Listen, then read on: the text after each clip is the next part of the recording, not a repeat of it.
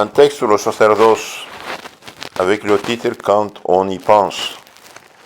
Importance du sacerdoce catholique par l'écrivain catholique argentin Hugo Vast.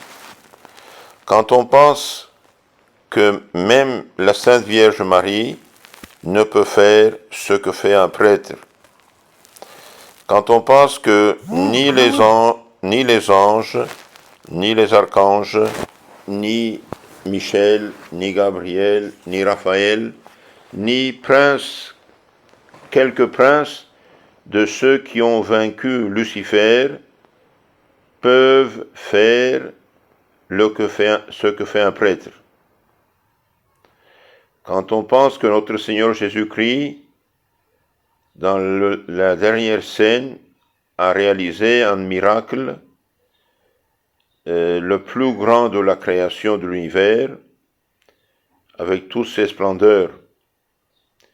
Et ce miracle fut celui de convertir le pain et le vin en son corps et sang pour alimenter le monde. Et que ce miracle, devant lequel les anges et les hommes se mettent à genoux, peut le répéter chaque jour un prêtre. Quand on pense dans l'autre miracle que seulement un prêtre peut réaliser, pardonner les péchés, et que ce que le prêtre délie est délié dans le ciel. Je répète, ce que le prêtre délie dans le fond de son humble confessionario, comme on dit, le lieu où on confesse, Dieu, obligé par sa parole même, le lit dans le ciel. Et c'est que le prêtre délie, dans le même instant, Dieu même le délie dans le ciel. Quand on pense que l'humanité a été rédimée, sauvée, et que le monde subsiste parce qu'il y a des hommes et des femmes qui s'alimentent chaque jour avec ce corps et ce sang rédempteur que seul un prêtre peut réaliser. Quand on pense que le monde morirait de la pire faim si ce pain et ce peu de vin manquaient. Quand on pense que ceci peut avoir lieu parce que manquent les vocations sacerdotales, et quand ceci aura lieu, le manque d'avoir le pain et le sang de Jésus, le corps et le sang de Jésus, eh bien, le ciel et la terre vont entrer en crise, comme si la main de Dieu les aurait laissés de se tenir. Et les gens griteront de faim et d'angoisse, et ils demanderont ce pain, et il n'y aura pas gens pour les leur donner. Et les gens demanderont l'absolution de leurs fautes, et il n'y aura pas de gens pour les absoudre. Les gens moriront avec les yeux ouverts dans le plus grand, horrible spectacle. Quand on pense qu'un prêtre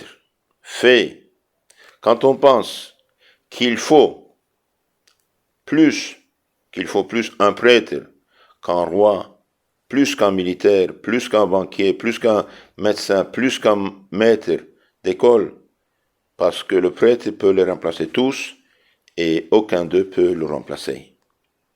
Quand on pense qu'un prêtre, quand il célèbre sur l'autel, a une dignité infiniment plus grande qu'un roi, et que ce n'est pas un symbole, même pas un ambassadeur de Christ, sinon que c'est Jésus-Christ lui-même qui est présent là-bas, sur l'autel, répétant le plus grand des miracles.